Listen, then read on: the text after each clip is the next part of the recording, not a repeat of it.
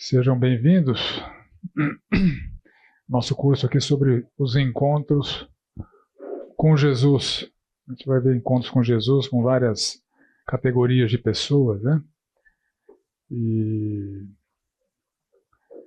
quais vão ser? Eu não sei ainda, porque o curso está em preparação, é um curso novo, né? Então eu vou escolhendo na medida que a gente vai caminhando aqui, né? Vamos orar, aí eu apresento a sinopse do curso e recomendo uma bibliografia. Senhor amado, muito obrigado pela oportunidade que temos aqui hoje de aprendermos com nosso Senhor Jesus Cristo a partir das interações que Ele teve com os mais diversos tipos de pessoas. Ensinamentos tão preciosos, tão significativos, tão profundos. Nós queremos conhecê-los e sermos moldados por Ele, que nossas vidas sejam vividas de acordo com a Tua vontade. Nós oramos assim em nome do Senhor Jesus. Amém. Bom, a sinopse do curso, aliás, ficou meio redundante lá no quadro que eu vi. Acho que eu passei para a Escola Bíblica 2 propostas e eles juntaram as duas. Ficou redundante, né? Mas a sinopse, a proposta do curso é essa daqui. Aprenda lições práticas. Está muito alto o som, tá bom? Aprenda lições práticas significativas para a vida cotidiana, juntamente com verdades teológicas fundamentais que fortalecem a nossa fé, a partir dos diversos encontros e diálogos que Jesus teve com os mais diferentes tipos de pessoas. Obviamente não veremos todos os encontros, né, nem todos os diálogos, né, são 4 evangelhos que descrevem tudo isso, mas eu vou pensar alguns deles para a gente caminhar nessa direção de aprender lições práticas e verdades teológicas. Quando eu dei o nome desse curso, que eu chamei de Encontros com Jesus, eu nem sabia que tem um livro com esse nome, tá? Mas não tem nada, nunca vi o livro, depois que eu fui ver, é um livro do Timothy Keller. Não conheço o livro, não sei o que tem nele, mas não tem nenhuma semelhança, seguramente não vai ter nenhuma semelhança com aquele livro, porque o curso aqui é original, né? A Escola Bíblica pede para a gente recomendar alguma bibliografia. Eu não estou me baseando em nenhum livro, né? Mas se você quiser conhecer com um pouco mais de profundidade e eventualmente com perspectivas diferentes das que você tem os evangelhos, há comentários que ajudam, né? Então, eu selecionei aqui uma coleção da editora Shed, o comentário de Mateus pelo Carson, de Marcos e Lucas pelo James Edwards e de João pelo Carson. O comentário você tem que usar com muita parcimônia, com muito critério, né? com muito discernimento, com muito senso crítico.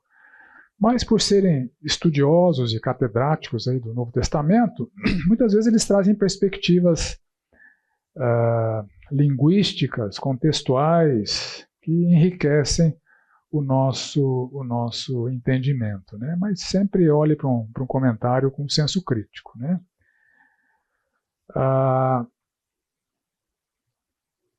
Então, essa é a bibliografia sugerida. Então vamos lá, vou começar com encontros com autoridades religiosas da época do Senhor Jesus Cristo. Quais eram as autoridades religiosas da época do Senhor Jesus Cristo? Vocês se lembram aí? Oi?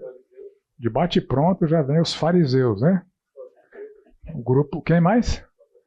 Saduceus, fariseus e saduceus. Qual era a diferença entre eles? Oi? Os saduceus eram o pessoal da grana, eles influenciavam os ricos. Qual a principal diferença teológica dos saduceus e dos fariseus? Eles acreditavam na imortalidade da alma, eles não acreditavam na ressurreição. E só aceitavam a Torá. Eles não aceitavam as demais escrituras, né? Bom, eu vou falar aqui. Além dos fariseus e saduceus, quem mais que você se lembra aí de autoridade religiosa da época? Oi? Os herodianos, né, que era o partido defensor da dinastia dos Herodes, né, eles não tinham tanto uma conotação religiosa, era mais política, embora os herodianos também fossem religiosos. Né. Mas o que mais? Escribas. Quem mais? Sacerdotes. Mestres da lei. Sinédrio. Então tem muita autoridade, né? Então vamos começar aqui pelos partidos religiosos. Vamos agrupar essas autoridades religiosas em grupos por afinidade, né? Então, eu estou chamando aqui de partidos religiosos. Eram principalmente 2 partidos religiosos, com suas diferenças teológicas e até de autoridade que davam as Escrituras, as Sagradas Escrituras. Então, o primeiro deles, os fariseus, né? Eles aparecem, por exemplo, aqui em Mateus 9:34, mas os fariseus murmuravam: pelo maioral dos demônios é que expele demônios. É um grupo bem encardido, né? Um grupinho bem afrontador ao Senhor Jesus Cristo. O Senhor teve embates ferrenhos. Tem um capítulo de Mateus dedicado à hipocrisia desses fariseus. Oi? Aqui está no contexto da blasfêmia contra o Espírito Santo. A gente vai tratar dele também. Então eles eram, vamos dizer assim, o partido mais numeroso. Né? Os comentaristas trazem um número perto de 6.000. Eles eram 6.000 fariseus nos tempos de Jesus Cristo. E eles exerciam uma forte influência sobre o povo. O povo dava muito ouvidos para os fariseus. E eles reconheciam a canonicidade da Tanakh, né, que é toda a nossa Bíblia no Antigo Testamento, né, que naquele tempo era chamada de Tanakh.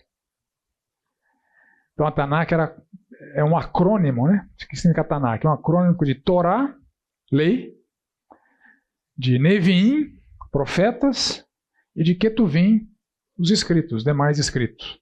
Então a Bíblia do Antigo Testamento, lá da época de Jesus, ela era segmentada nessas 3 obras, Neviim, Ketuvim e escritos, que formavam Torá, Neviim e Ketuvim, que formavam a Tanakh. Né? Torá, lei, Neviim, os profetas, Ketuvim, os escritos, que formavam a Tanakh. A Tanakh era composta por 24 livros. E o nosso Antigo Testamento é composto por 39. Tá, mas como é que a Tanakh com 24 é igual ao Novo Testamento por 39? Com 39.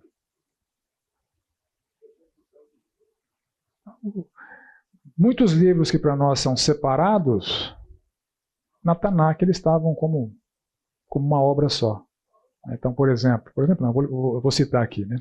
O Neviim era composto por 8 livros. 4 profetas históricos. Josué era considerado um profeta.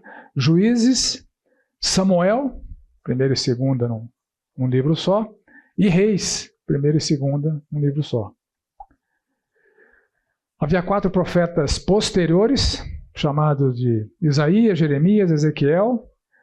Os 12 profetas menores, num só livro, com Oséias, Joel, Amós, Obadias, Jonas, Miqueias, Naum, Abacuque, Sofonias, Ageu, Zacarias e Malaquias. Era um livro só.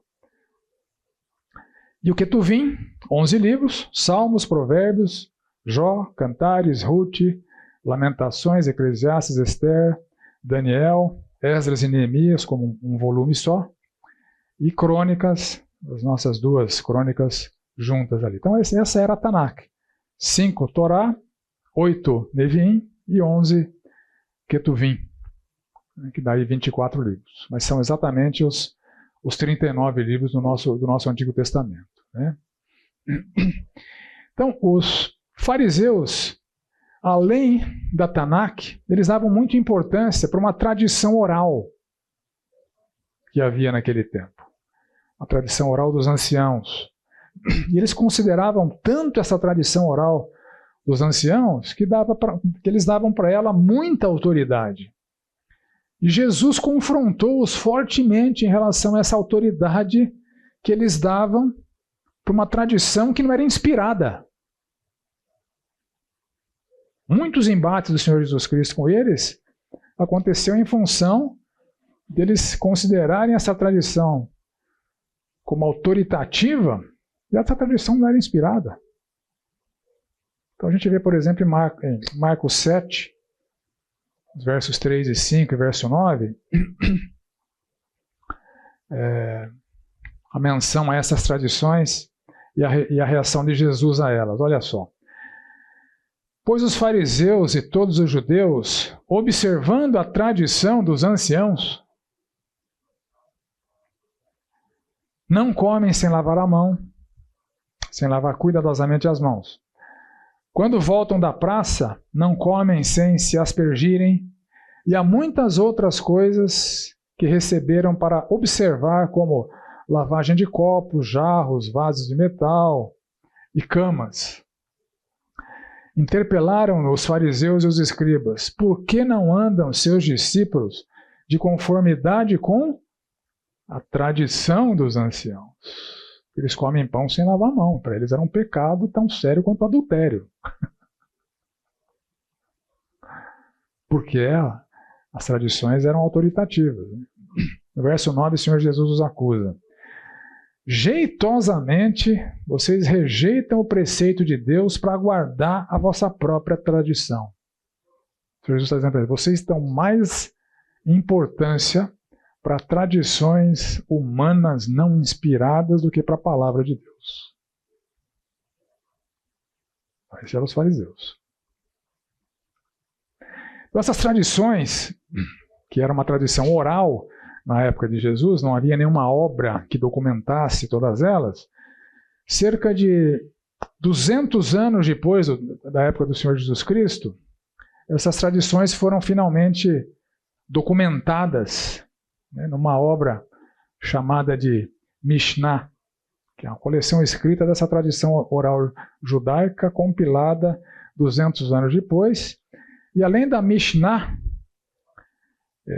também séculos depois, do século IV ao século VI, surgiram as Gemarás, uma coleção de debates e comentários rabínicos sobre a Mishnah. Percebe que as tradições orais continuaram no judaísmo a terem muita importância, e continuam até hoje. Mishnahs e Gemarás. E aqui nós temos o Talmud de Jerusalém, que junta o Mishnah e o Gemará originário ali dos comentaristas de Israel, e o Talmud babilônico, que é o Mishnah mais o Gemará, que surgiu ali das academias judaicas na Babilônia. São escritos sagrados também do judaísmo, mas que não são inspirados.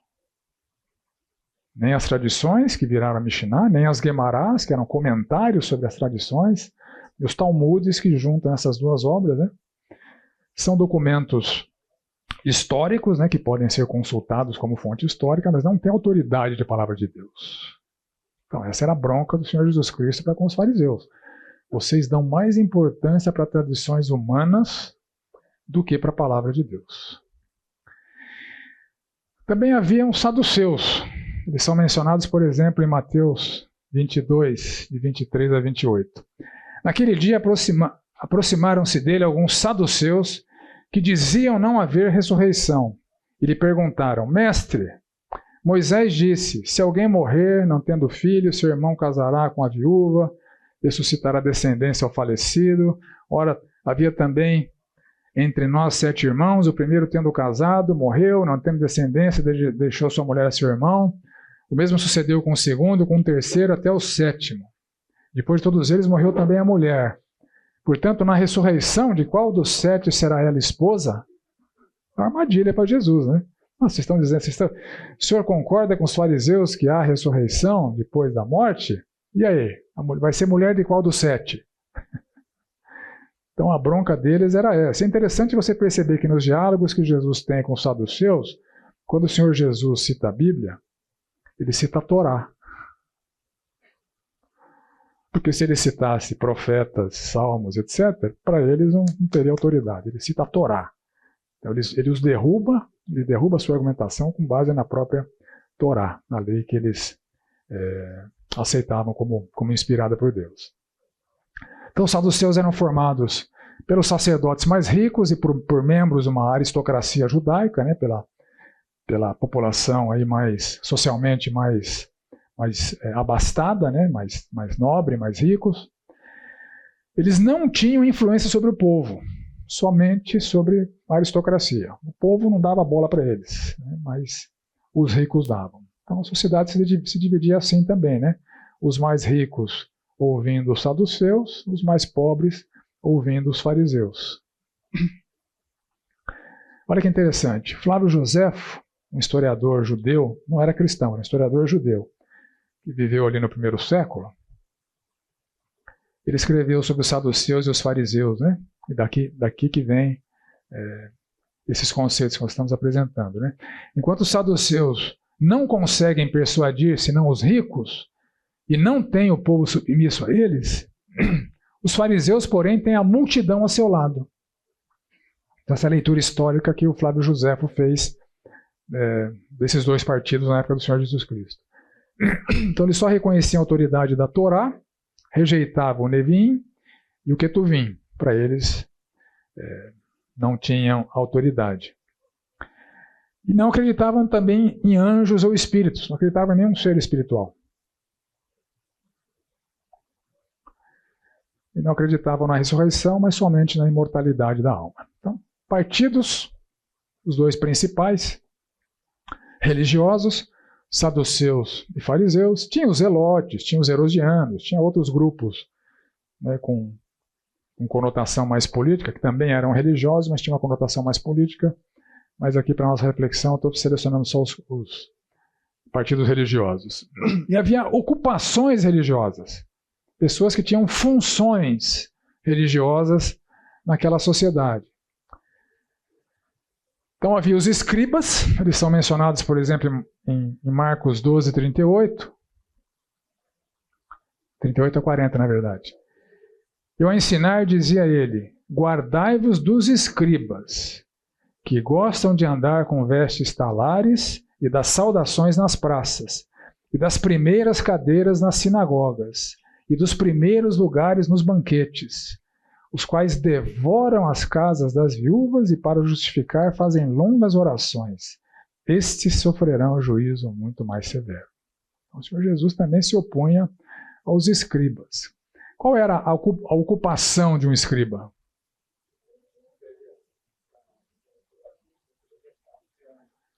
Então, escrevia cópia da palavra de Deus. É uma função importante. Uma função extremamente importante. A forma de preservação da palavra de Deus era através de cópia. Não tinha outro meio. Então, uma cópia, um rolo, com o tempo, abre, fecha, a tinta ia se desgastando e aquela cópia perdia a sua qualidade. Eu perdi a sua validade. A função do escriba era produzir uma cópia nova que substituísse a cópia antiga, e eles tinham que ser extremamente rigorosos, tinham uma metodologia muito precisa para realizar aquelas cópias.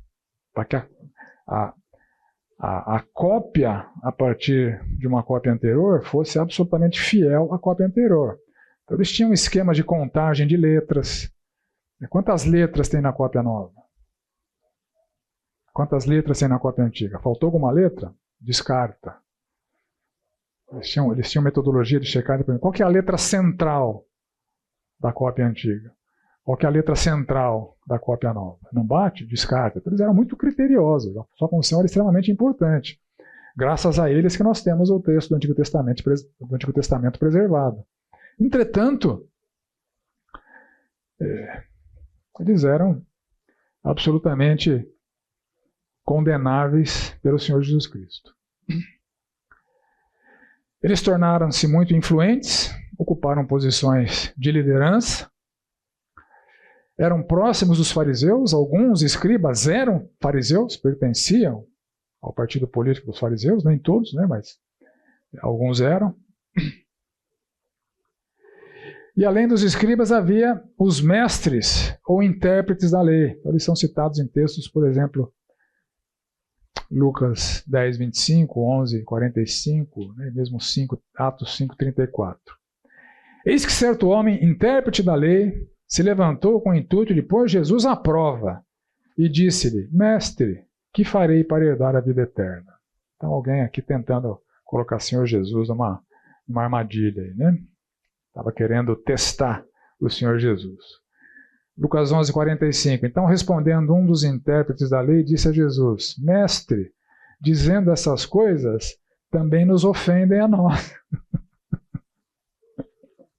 Mas, ou seja, o Senhor Jesus, a carapuça serviu. E agora? Pois é, serviu.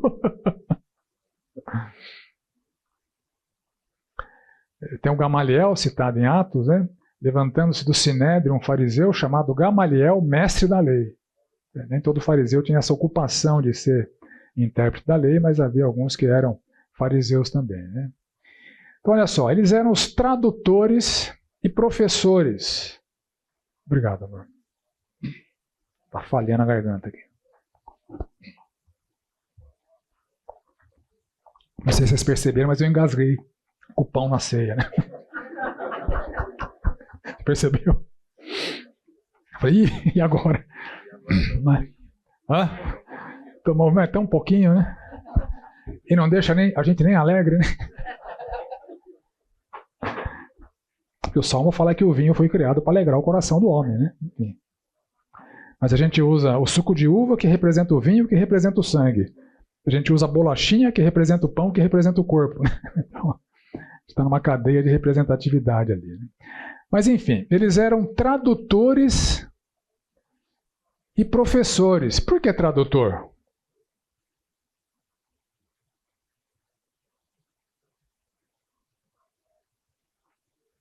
Qual era o idioma do Antigo Testamento? Qual era a língua do povo na época de Jesus? Aramaico. Aramaico e grego, né? Principalmente aramaico, por conta do exílio babilônico. O povo aprendeu babilônico e virou a língua popular. A dominação grega impôs a helenização. Então muitos aprenderam grego também. Mas predominantemente o povo falava aramaico. Os romanos falavam latim e grego. E o Antigo Testamento era escrito em hebraico. Então eles tinham essa função. O idioma nas sinagogas, no templo, era o hebraico. Mas na rua, era o aramaico.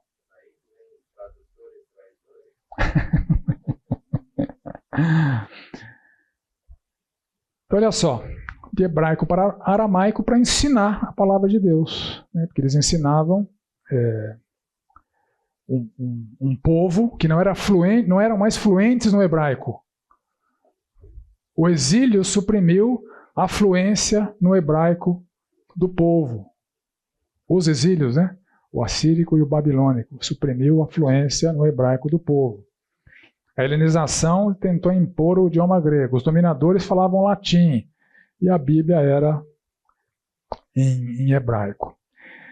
E esses mestres da lei, eles são chamados de mestres da lei, da Torá, porque eles davam primazia à Torá, mas não ignoravam o Neviim e o Ketuvim, né? Eles reconheciam e interpretavam as escrituras judaicas completas, mas a sua especialidade principal era a lei de Moisés e as suas aplicações práticas. E também eram próximos dos fariseus, e alguns mestres da lei eram fariseus, como esse citado aqui em Atos, né, o Gamaliel, fariseu, membro do Sinédrio, que era um mestre da lei. Era um intérprete da lei, um tradutor da lei. Ok? Sacerdotes. Eles são mencionados, por exemplo, em Mateus 26, 14, João 19, 21. Né? Então, um dos 12, chamado Judas Iscariotes, foi falar com os principais sacerdotes e ele disse: quanto me dão para que eu entregue a vocês? Então foi com os sacerdotes que Judas foi negociar o preço da traição. João 19, 21, os principais sacerdotes diziam a Pilatos: não escrevas rei dos judeus, e sim que ele disse, sou o rei dos judeus. Então eles estavam indignados com a inscrição, com a epígrafe da cruz, né? Jesus Nazareno, rei dos judeus. Não é rei dos judeus, não. Escreve aí que ele disse que era rei dos judeus. O que eu escrevi, né? Então eles também tinham embates importantes com o Senhor Jesus Cristo. Então, essencialmente eles eram levitas, eles tinham que ser levitas, e dos levitas eles tinham que ser descendentes de Arão. A linhagem de Arão que formava os sacerdotes. Nem todos os descendentes de Arão eram sacerdotes, mas para ser sacerdote tinha que ser um descendente de Arão. Então eles eram responsáveis pela dinâmica do templo. Todos os rituais, todas as atividades religiosas que aconteciam no templo era a responsabilidade deles. E havia o sumo sacerdote. Um sacerdote principal, um sacerdote superior. Ele é mencionado, por exemplo, em Marcos 14, né?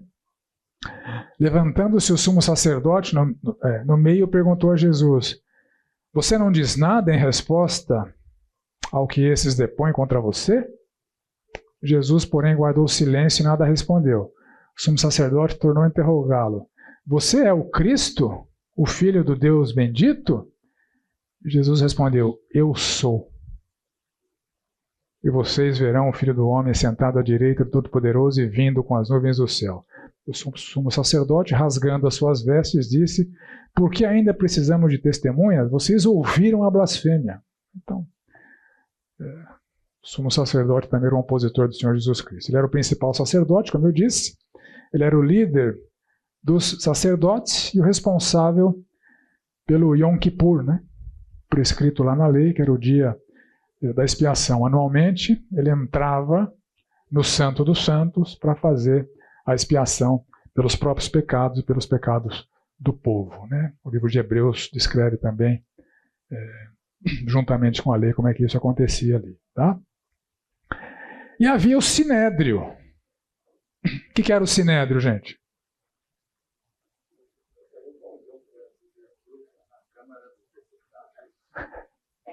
Câmara dos Deputados, um grupão.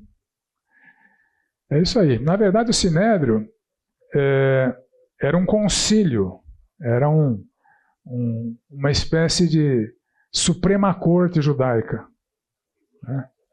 Religiosa, política e judicial também. Então, predominantemente religiosa, mas também tinha funções políticas e jurídicas. Então, mencionado, por exemplo, em Marcos 14, 53 e 55. Marcos 14. Levaram Jesus ao sumo sacerdote e reuniram-se todos os principais sacerdotes, os anciãos e os escribas. Esse era o Sinédrio. E os principais sacerdotes e todo o Sinédrio procuravam algum testemunho contra Jesus para o condenar à morte. E não encontravam. Então ele tinha funções religiosas, jurídicas e políticas e era formado por 71 membros. 70 mais um. 70 membros mais o sumo sacerdote, que era necessariamente o presidente ali dessa Suprema Corte, né? Então havia os chefes dos sacerdotes, ligados à liderança do templo. Havia anciãos, membros influentes ali da aristocracia judaica. Havia escribas e mestres da lei. E o líder era sempre o sumo sacerdote. Então essas eram as autoridades religiosas ali dos tempos do Senhor Jesus Cristo. Hoje a gente vai dedicar o nosso tempo para um diálogo que o Senhor Jesus Cristo teve com um deles, com um fariseu chamado Nicodemos. Tá? Esse encontro de Jesus com Nicodemos está registrado ali em João, capítulo 3, versos 1 a 21. Então vamos ler ali João capítulo 3, versos 1 a 21. Havia entre os fariseus um homem chamado Nicodemos, um dos principais dos judeus. Este, de noite, foi até Jesus e lhe disse: Rabi, sabemos que o Senhor é mestre, vindo da parte de Deus, porque ninguém pode fazer esses sinais que o Senhor faz se Deus não estiver com ele. Jesus responde: em verdade, lhe digo que, se alguém não nascer de novo, não pode ver o reino de Deus. Nicodemos perguntou: como pode um homem nascer sendo velho? Será que pode voltar ao ventre materno e nascer uma segunda vez? Jesus respondeu: em verdade lhe digo, quem não nascer da água e do Espírito não pode entrar no reino de Deus.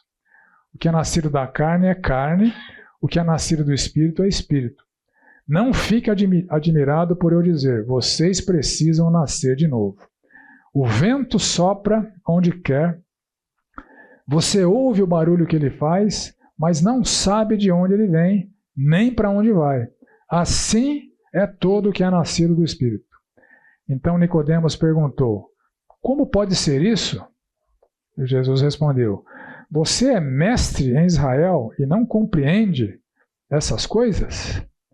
Em verdade, lhe digo que nós falamos o que sabemos e damos testemunho do que vemos, mas vocês não aceitam o nosso testemunho. Se vocês não creem quando falo sobre coisas terrenas, como crerão se eu lhes falar sobre as celestiais? Ora, ninguém subiu ao céu a não ser aquele que de lá desceu, o Filho do Homem.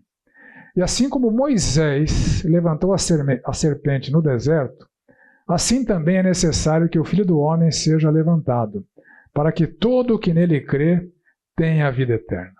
Porque Deus amou o mundo de tal maneira que deu o seu Filho unigênito, para que todo o que nele crê não pereça, mas tenha a vida eterna. Porque Deus enviou o seu Filho ao mundo, não para que condenasse o mundo, mas para que o mundo fosse salvo por ele.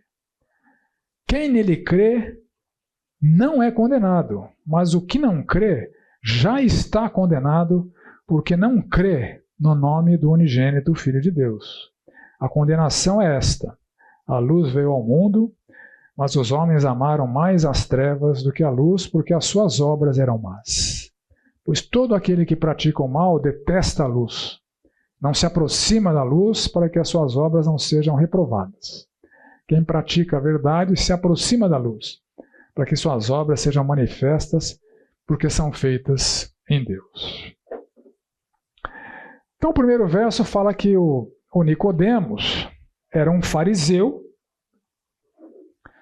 e era um dos principais dos judeus. Sendo um dos principais dos judeus, possivelmente era um fariseu que pertencia à aristocracia e também pertencia ao sinédrio. A Bíblia não fala isso, mas pela descrição a gente pode inferir com uma boa dose de certeza. Era um possível membro desse sinédrio, né, que depois condenou Jesus. Então, a palavra principal significa um governador, um comandante, um chefe, um líder. Então, ele estava ali na liderança judaica daquele seu tempo. É interessante que o texto fala que ele, de noite, foi até Jesus.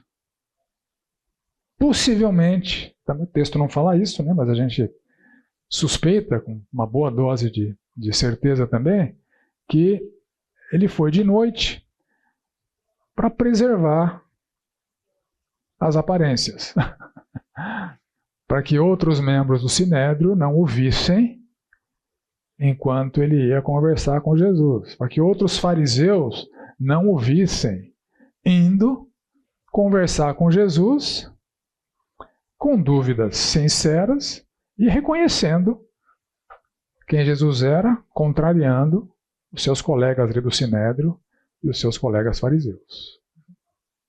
Então ele chama o Senhor Jesus de Rabi, meu grande mestre, uma forma muito honrosa de se dirigir a um mestre. Então estava ali um fariseu, um dos principais dos judeus, um mestre da lei, né, porque o Senhor Jesus diz que ele é mestre da lei no texto, diante de Jesus Cristo, chamando Jesus de Rabi, meu grande mestre, meu honroso mestre.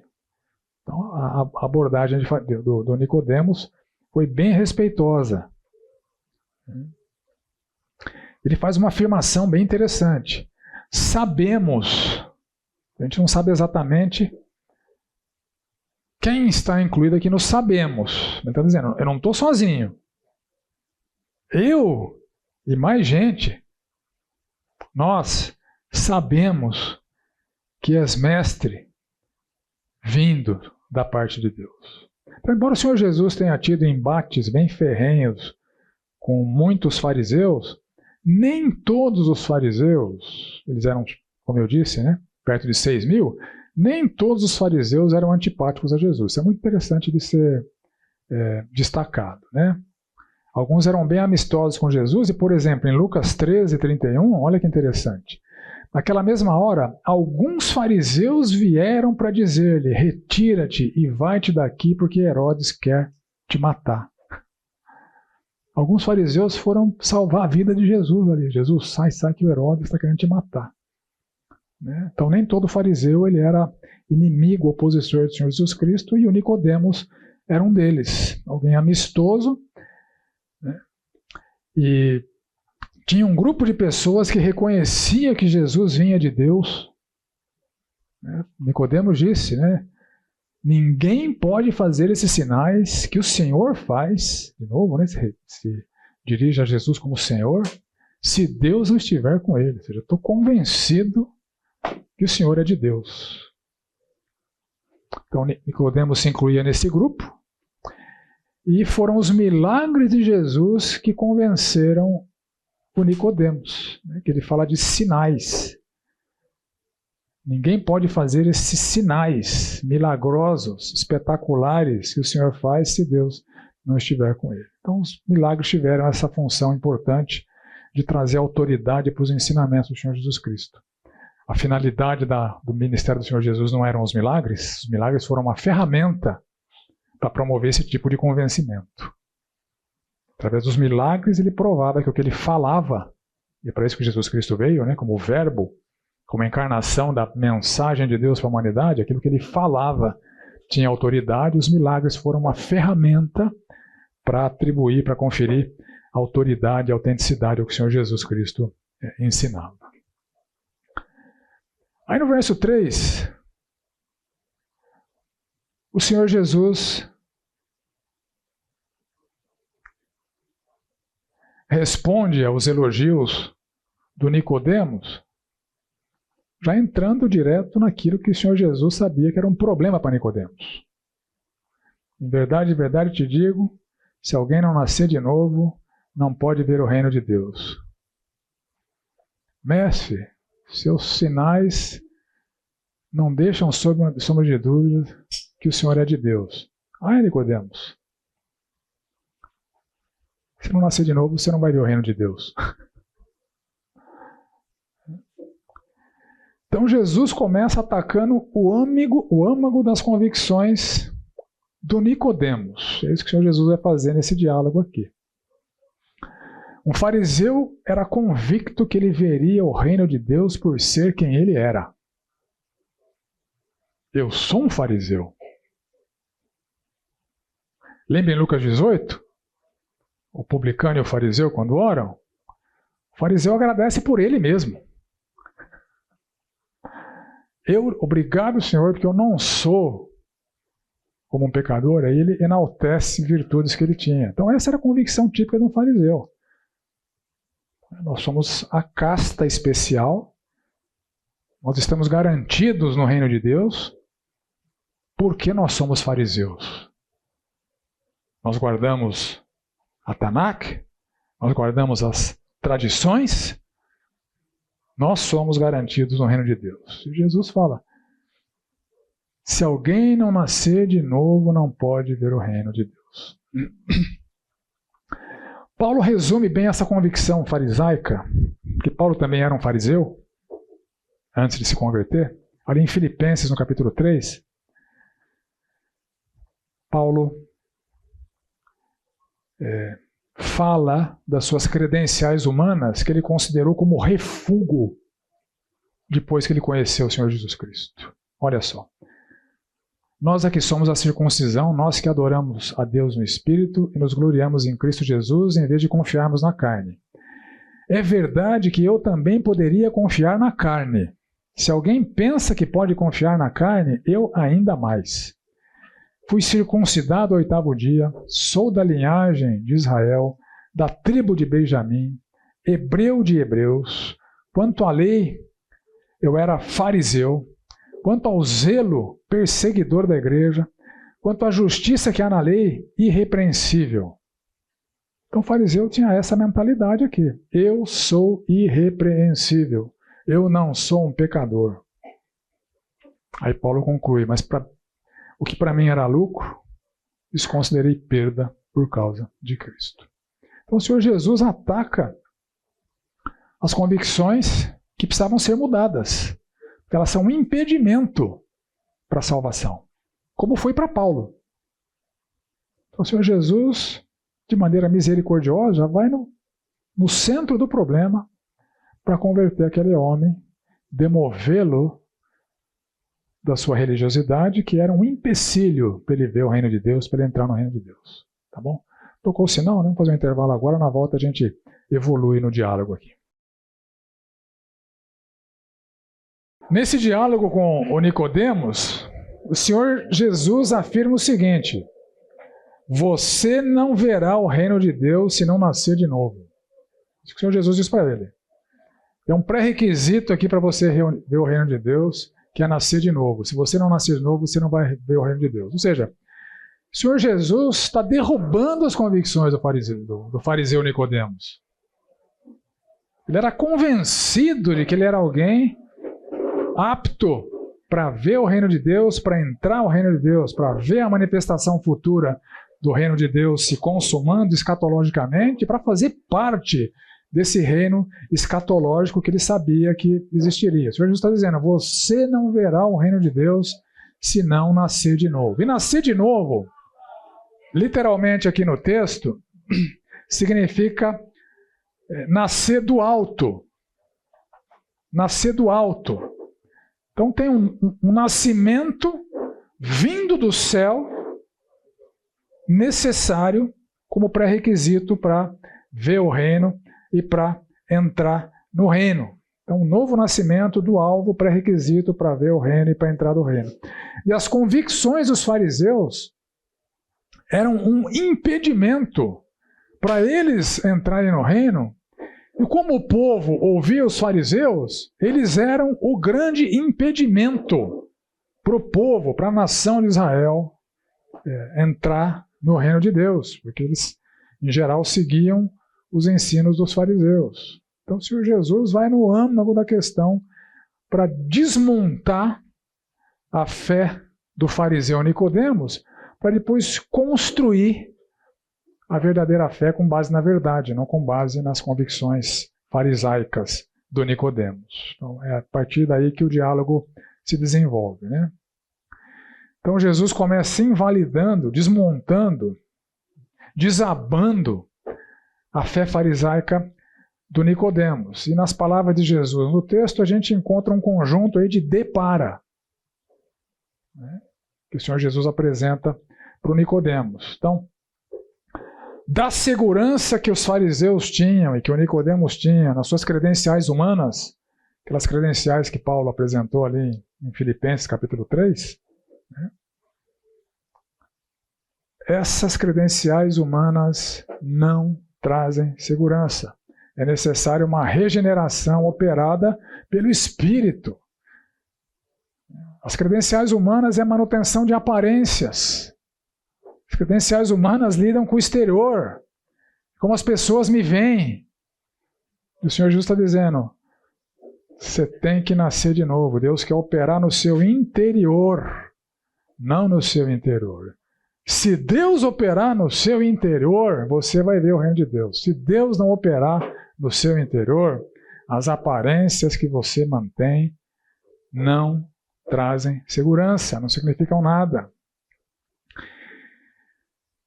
Da autoridade ilusória de mestre equivocado, né? Se Jesus fala, você é mestre e não sabe essas coisas?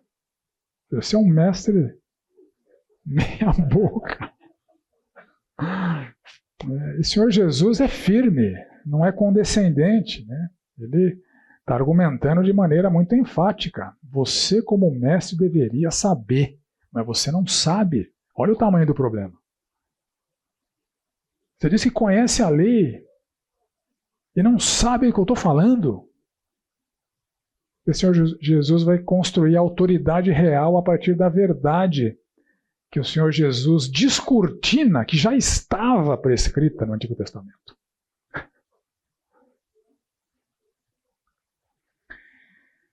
O Senhor Jesus quer demover o Nicodemos da capacidade humana de manter as suas aparências para uma obra interior, um nascimento do alto, que de fato leva alguém a ser libertado do império das trevas e transportado para o reino.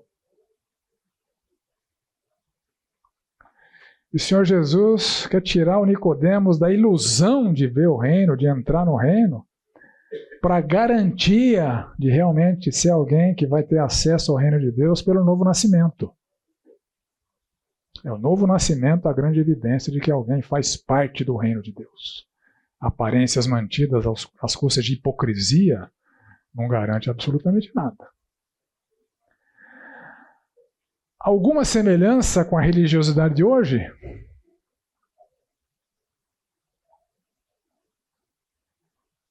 O fenômeno se repete, meus irmãos. O fenômeno se repete. Muitas pessoas pensam que são garantidas porque são batistas, porque são pastores, porque são filhos de pastores. Se esquecem que Deus não tem netos.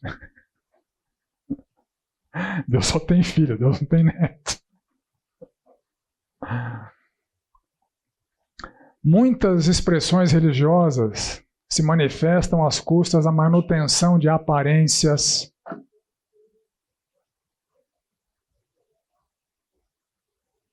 Uma vez não sei se eu cito o nome, eu não cito, porque ele falou em público, né? Eu não vou citar o nome, não. Não pedi para ele, então não vou citar o nome. Mas alguém contou aqui, numa aula de escola bíblica, que quando ele era moleque, que ele ia com a família dele na igreja, tinha um combinado com a família lá, que não podia brigar na igreja, nem brigar dentro do carro até uma certa distância da igreja. Batistas, hein? Aí depois dali podia quebrar o pau, né? Mas nenhum irmão pode ver. Então essa manutenção das aparências é um fenômeno religioso vigente nos dias de hoje e que pode ser igualmente um obstáculo para o novo nascimento. Algumas pessoas que passam pela classe de integração nesta igreja chegam aqui como, vou citar fatos, né? Irmã de pastor, filha de pastor, que já tinha sido batizada na sua adolescência, mas que entendeu o evangelho aqui. E teve que ser batizada de fato, não de novo, né? De fato. Pessoas, na classe de integração, a gente faz uma pergunta básica. Por que você acha que você vai entrar no céu? Aí vem as respostas, né? E muitas respostas apontam para a autoimagem de quem é justo.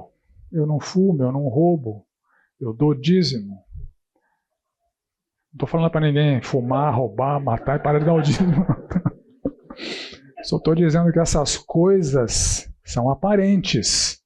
Sem o novo nascimento, elas são nada para efeito de eficácia de ver o reino, de entrar no reino. Então o fenômeno é recorrente e tem que nos remeter a uma reflexão. Será que eu estou nessa toada de manter aparências na igreja? O fulano que vem aqui domingo é o fulano da segunda-feira? Eu estou separando o sagrado do secular? Ah, lá na empresa é uma guerra. Lá vale tudo. Aqui na igreja não. Aqui na igreja, firme nas promessas. É o cumprimento típico dos crentes. Firme nas promessas. Quando alguém me cumprimenta assim, eu falo, estou tentando ficar firme nas obrigações também, né? Fenômeno recorrente.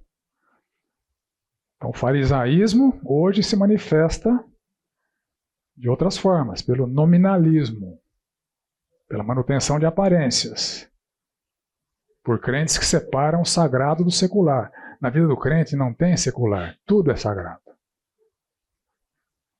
Quer comais, quer bebais, ou façais outra coisa qualquer, fazer tudo para a glória de Deus. Seu trabalho, seu relacionamento com os ímpios, sua declaração de imposto de renda. Tudo é sagrado. E Nicodemos, no verso 4, não entende. Como pode um homem nascer sendo velho? Será que pode voltar ao ventre materno e nascer uma segunda vez?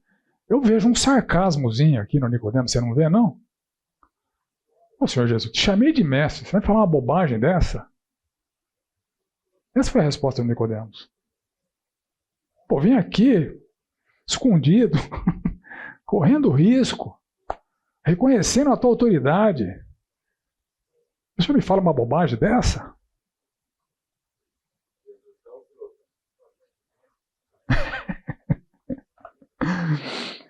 E Jesus elabora mais então, né? Para ver se o Nicodemos finalmente entendia. Os versos 5 a 8. O Senhor Jesus fala: em verdade lhe digo, quem não nascer da água e do Espírito, esse nascimento do alto, nascer da água e do Espírito, não pode entrar no reino de Deus. Nicodemos, se você não nascer da água e do Espírito, você não vai entrar no reino de Deus. É interessante que esses conceitos que o Senhor Jesus está explorando no seu diálogo com Nicodemos, eles não representam uma teologia inédita. Jesus não está lançando uma nova teologia. Jesus está ensinando o que a Tanakh já ensinava e que o mestre Nicodemos deveria conhecer e não conhecia. Olha só Ezequiel, para citar alguns exemplos, né, do que Nicodemos deveria conhecer e não conhecia. Ezequiel 36, de 25 a 27, e Isaías 44, 3 a 4.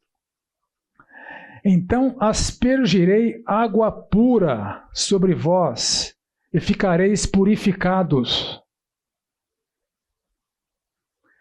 Purificados de todas as vossas imundícias, e de todos os vossos ídolos vos purificarei. Dar-vos-ei coração novo, porei dentro de vós espírito novo. Tirarei de vós o coração de pedra e lhe darei um coração de carne. Porei dentro de vós o meu espírito. E farei que andeis nos meus estatutos, guardareis os meus juízos e os observeis. Nascer da água, nascer do espírito. Ezequiel. Isaías 44. Derramarei água sobre o sedento e torrentes sobre a terra seca. Derramarei meu espírito sobre a tua posteridade e a minha bênção sobre os teus descendentes. Brotarão com a erva, como salgueiros, junto à corrente das águas. O mestre Nicodemos deveria conhecer essas verdades.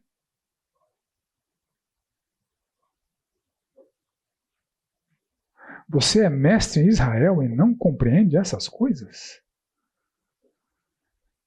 Que mestre não conhece Ezequiel, Nicodemos? Que mestre não conhece Isaías, Nicodemos? Como é que você se identifica como mestre? Então, há uma regeneração necessária do alto, que o Senhor Jesus explica. Ela é invisível como o vento, que é a analogia que o Senhor Jesus Cristo faz, né? O vento sopra onde quer. Você ouve o barulho que ele faz, mas não sabe de onde vem, nem para onde vai. Assim é tudo que é nascido do Espírito. Então tem uma obra do Espírito que é como o vento. E, aliás, em grego, espírito é vento. É a mesma palavra, pneuma. Pneuma. Oi? Também. Em hebraico também o conceito está presente ali. Então, assim, na linguagem do Novo Testamento, quando Jesus, como está documentado aqui em João, que o vento sopra onde quer, e assim é tudo que é nascido do Espírito, a palavra vento é a mesma palavra Espírito. Pneuma sopra onde quer. Tudo que é nascido do pneuma. Mesma palavra com significados distintos, né? Então o Espírito Santo é como o vento, invisível, não é controlado por homens, sopra onde quer. Não sabe de onde vem nem para onde ele vai. Mas ele é claramente perceptível. Quando ele te transformar, você vai saber que você foi transformado. Como o barulho que a gente ouve do vento. A gente não vê, mas ele está lá. Ninguém discute que o vento está agindo. O Espírito é a mesma coisa. Então, uma obra invisível do alto que ele faz, não é controlada por homens, mas é plenamente perceptível. E surpreendentemente, no verso 9, o Nicodemos ainda não entende. Como pode ser isso? E Jesus, no verso 10, aponta o lado incoerente do farisaísmo do Nicodemos. Você é mestre em Israel e não consegue, e não compreende essas coisas?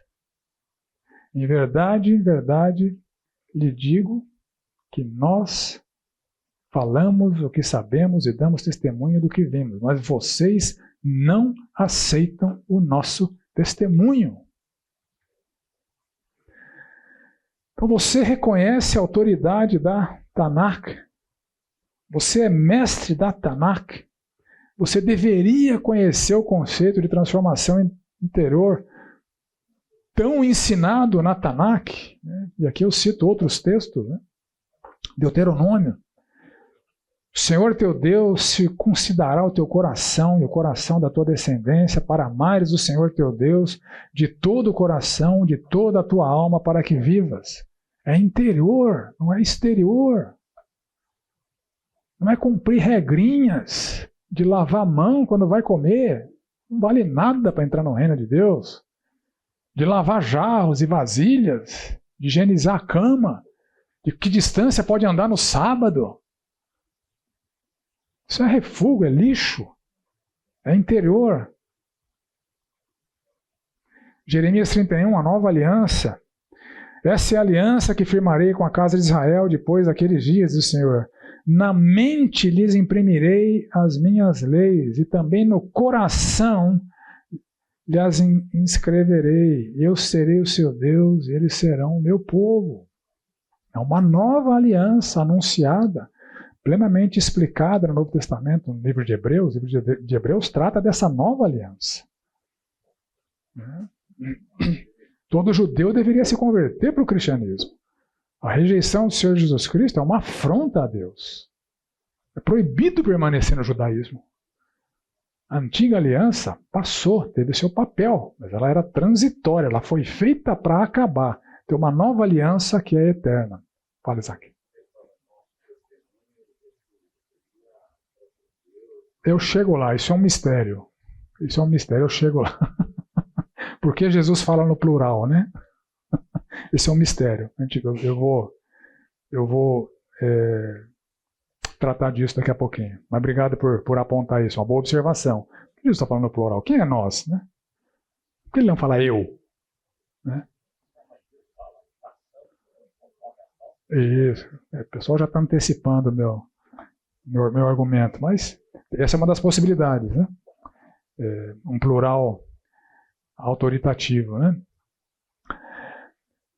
Então você deveria conhecer o conceito da transformação interior tão ensinado na Tanakh. Faltou ler aqui, Ezequiel 11. Dar-lhes-ei um só coração, espírito novo porei dentro deles, tirarei da sua carne o coração de pedra, ali darei o coração de carne, para que ande meus estatutos. Salmo 51. A oração do salmista: cria em mim, ó Deus, um coração puro e renova dentro de mim um espírito inabalável. O salmista ora por essa transformação interior. Você é mestre em Israel e não conhece isso, Nicodemos? Os fariseus confiavam na raça, na justiça própria. Nós cumprimos a lei toda. Nós somos irrepreensíveis, né, na palavra de Paulo. Confiavam nas tradições dos anciãos, não inspiradas, tradições humanas, sem autoridade de Deus. E na prática eles desprezavam a Tanakh, pois as tradições orais dos anciãos eram mais importantes para eles. Eles não admitiam isso. Mas é a acusação que Jesus faz para eles. Por exemplo, lá em Marcos 7, verso 6, respondeu-lhes: bem profetizou Isaías a respeito de vós, hipócritas, como está escrito, esse povo honra-me com os lábios, mas o seu coração está longe de mim.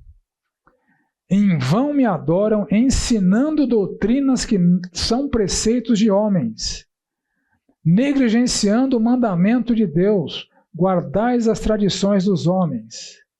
Disse-lhes ainda: jeitosamente rejeitais o preceito de Deus para guardares a vossa própria tradição. Essa é a acusação, esse é o fato, essa é a realidade dos fariseus. Os que posavam de religiosos, os que reconheciam, entre aspas, a autoridade da Tanakh toda, a lei, os profetas, os demais escritos, mas que na prática colocavam as tradições humanas acima da revelação e confiavam que os sinais aparentes da obediência dessas tradições humanas garantia-lhes o acesso ao reino de Deus. Alguém levantou a mão aí? Fala. Qual o motivo de, em Jeremias 31, 33, ele citar Israel? Porque a nova aliança começou com Israel, depois foi estendida aos gentios. Faz sentido? O Senhor Jesus veio pregando para quem, primeiramente? Para os judeus. O Senhor Jesus inaugurou a nova aliança onde? Na nação de Israel. Só que essa nova aliança, ela foi estendida aos demais gentios. Mesmo a antiga aliança, um gentil poderia ter acesso, era só se tornar um prosélito. Deus nunca rejeitou gentios. Que a nova aliança tem essa ênfase nos gentios. A antiga aliança foi uma preparação do palco para a encarnação de Deus. Na antiga aliança, Deus revelou toda a Tanakh, anunciou profeticamente a vinda do Messias, os detalhes da vinda do Messias. Lembra que eu citei na ceia hoje o Salmo 22, né? Tem tantos textos proféticos na Tanakh. O Senhor Jesus cumpriu tudo aquilo em Israel, chamou os judeus, gente, a antiga aliança, finito, não tem mais. Agora é uma nova aliança. E nessa nova aliança os gentios são enxertados, né? Como galhos na oliveira, né? 49:6 responde bem aqui. Lê, por favor. Ele diz, né, falando Deus dizendo, né, para você é coisa pequena demais ser meu servo. Também farei de você uma luz para os gentios, para que você leve a minha salvação até os confins da terra. Ele está falando da promessa do povo de Israel e que ele vai fazer para ele que seja luz, o servo dele, né, que é Jesus. Então, quando Jesus convoca a igreja aí de fazer discípulos de todas as nações, batizando em nome do Pai, do Filho e do Espírito Santo, isso não é novo. Já estava anunciado qual era o plano de Deus. E o mestre da lei deveria saber dessas coisas. É um mestre meia boca, não boca nenhuma, né? Aí a partir do verso 11, o Nicodemos se cala. Parece que ele não ousa falar mais nada. Eu já dei muita bola fora aqui, deixa eu ficar quietinho, né? Ele não interrompe mais Jesus com a sua ignorância. E o Senhor Jesus passa a explicar de maneira magnífica, eu diria, a sua obra e o Evangelho. Então, graças a esse diálogo com Nicodemos que nós temos João 3,16. Quem cita de memória aí? Por quê?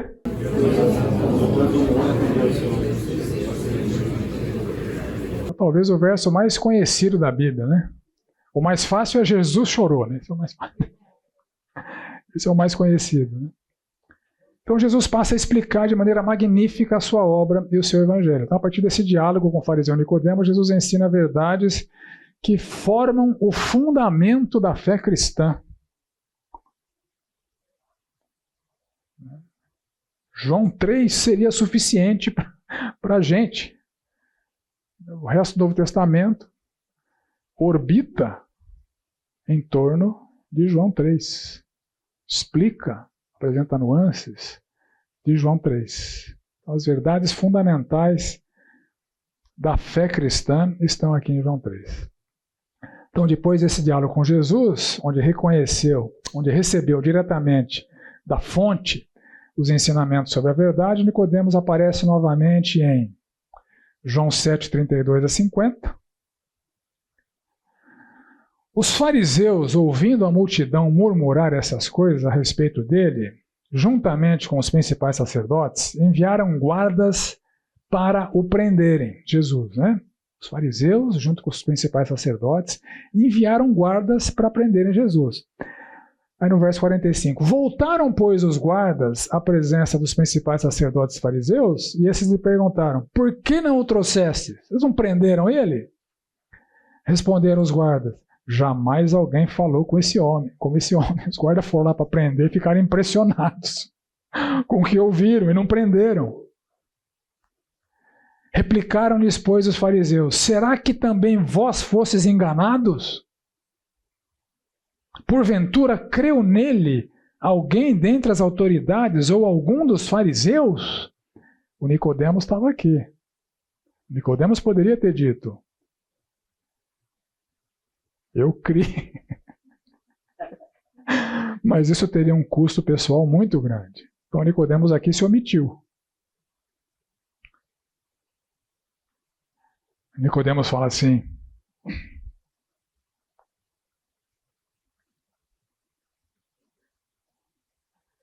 Nicodemos, um deles, que antes fora ter com Jesus, perguntou-lhes, acaso a nossa lei julga um homem sem primeiro ouvi-lo e saber o que ele fez? Então Nicodemos intervém de maneira indireta. Não, mas peraí, gente, você não pode prender um homem sem saber se ele é culpado ou inocente. Mas ele não falou, eu criei nesse homem, né? Os guardas voltaram impressionados com Jesus. O Nicodemos, depois desse diálogo, depois dessa explicação tete a tete do Evangelho, há evidência bíblica que o Nicodemos tenha se convertido. Por exemplo, ele aparece de novo ali em João 19, 38 a 40. E ali ele não se omite. Ele participa do sepultamento de Jesus. Ali ele não se omite.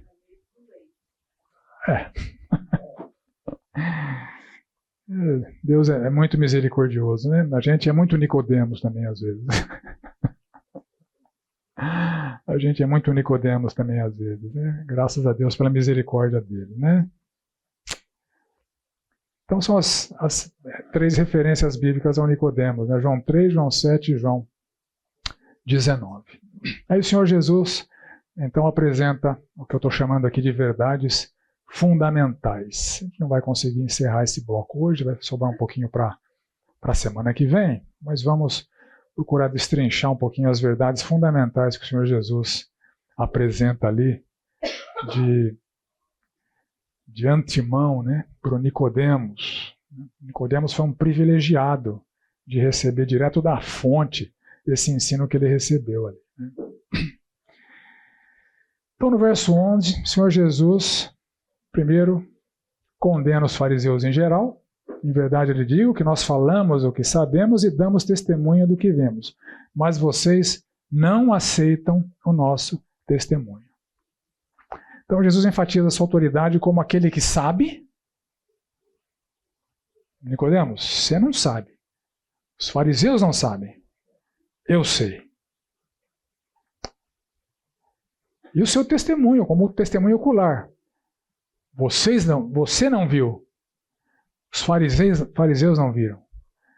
Eu estava no céu, eu vi. E aqui surge o mistério, né, que o Isaac muito bem apontou. Por que Jesus fala no plural? O Senhor Jesus poderia ter dito: o que eu falo do que eu sei. E eu dou testemunha do que eu vi. Mas vocês não aceitam o meu testemunho. Aí no verso 12 o Senhor Jesus fala no singular. Vocês não creem quando eu falo sobre coisas terrenas, como crerão se eu lhes falar sobre as celestiais. Mas aqui no verso 11 aparece esse plural. Tem algumas explicações de vários comentaristas, né? Algumas teses que você vai encontrar nos comentários. Eu vou destacar aqui algumas delas, vou destacar 3 delas. Um comentarista afirma que é um sarcasmo por parte de Jesus. Essa posição do Carson. Jesus continua sendo irônico aqui, né? O Nicodemos foi irônico. Um velho vai nascer, vai entrar na barriga da mãe, nascer de novo. Então, o Senhor Jesus estaria falando no plural como uma espécie de sarcasmo, né?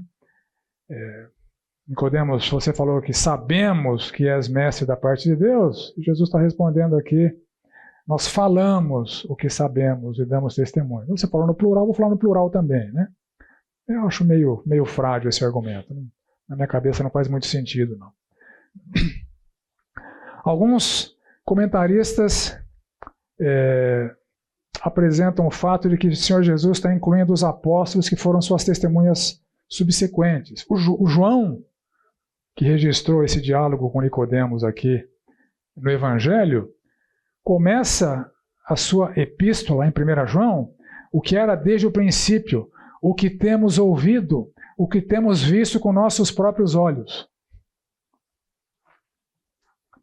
A primeira epístola de João começa exatamente com as afirmações de Jesus. Então parece que o Senhor Jesus estaria aqui formatando qual seria o discurso dos apóstolos, que foram as suas testemunhas subsequentes. Então Jesus estaria formatando a mensagem apostólica para a sinagoga. Né? E há uma terceira tese, né, que é a que o Vanderlei mencionou, que seria um plural de majestade. Como Deus, ali em Gênesis, né? Também disse Deus: façamos o homem à nossa imagem, conforme a nossa semelhança. Então o Senhor Jesus fala em nome do Pai, do Filho e do Espírito Santo. Enfim, são as 3 mais recorrentes nos comentários, tá bom? Para mim, a segunda e a terceira fazem mais sentido do que a primeira. Ok? Então vamos lá. Verso 12. O Senhor Jesus, então, fala de coisas terrenas e de coisas celestiais. Se vocês não creem quando falo sobre coisas terrenas, como crerão se eu lhes falar sobre as celestiais? Então, novo nascimento, esse ensinamento que o Senhor Jesus está dando sobre o nascer do alto, o nascer da água, o nascer do Espírito, são experiências que se consumarão na existência terrena das pessoas. E as coisas celestiais, os novos céus, nova terra, ver o reino futuro, entrar no reino eterno, né, são coisas celestiais. O Senhor Jesus não está tratando disso especificamente aqui, agora está tratando só das coisas terrenas.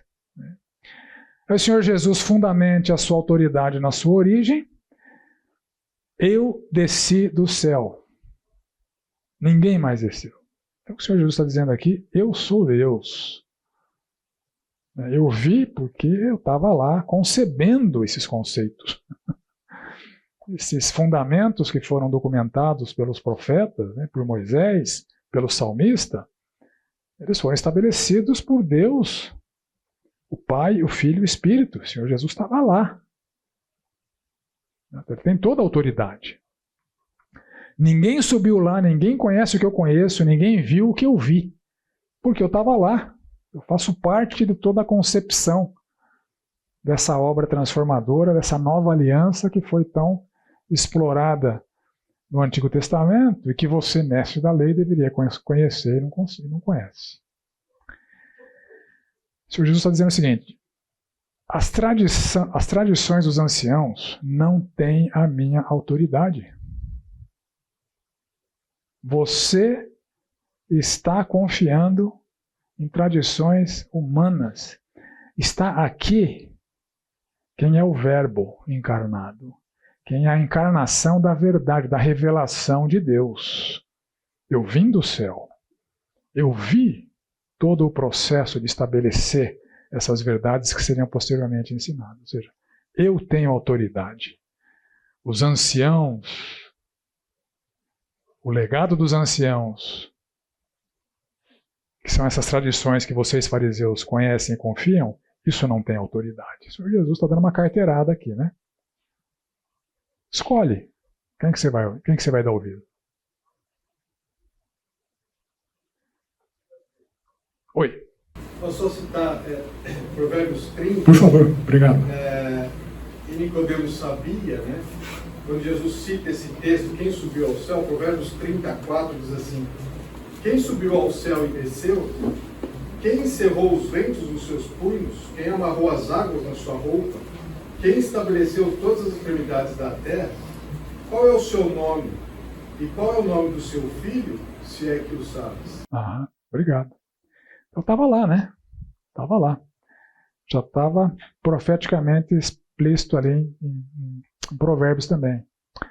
Aí nos versos 14 e 15, o Senhor Jesus anuncia a crucificação. Olha que interessante.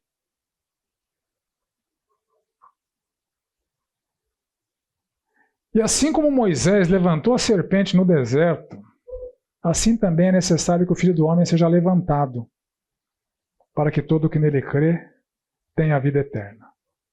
Interessante, né? O Senhor Jesus pega aquele fato descrito ali em Números 21. Então os israelitas partiram do monte Hor pelo caminho do Mar Vermelho para rodearem a terra de Edom. Mas o povo se tornou impaciente no caminho e falou contra Deus e contra Moisés, dizendo: por que vocês nos tiraram do Egito? Para que morramos nesse deserto, onde não há pão nem água? Já estamos enjoados dessa comida ruim? Então o Senhor mandou para o meio do povo cobras venenosas que mordiam o povo, e morreram muitos do povo de Israel. Então o povo foi a Moisés e disse: nós pecamos, porque falamos contra o Senhor Deus e contra você. Ore ao Senhor, pedindo que tire de nós as cobras. Então Moisés orou pelo povo. O Senhor disse a Moisés: faça uma serpente e coloque-a numa haste. Quem for mordido e olhar para ela, viverá. Moisés fez uma serpente de bronze e a pôs numa haste. Quando alguém era mordido por alguma cobra, se olhava para a serpente de bronze, ficava curado. Interessante que Deus não tirou as cobras.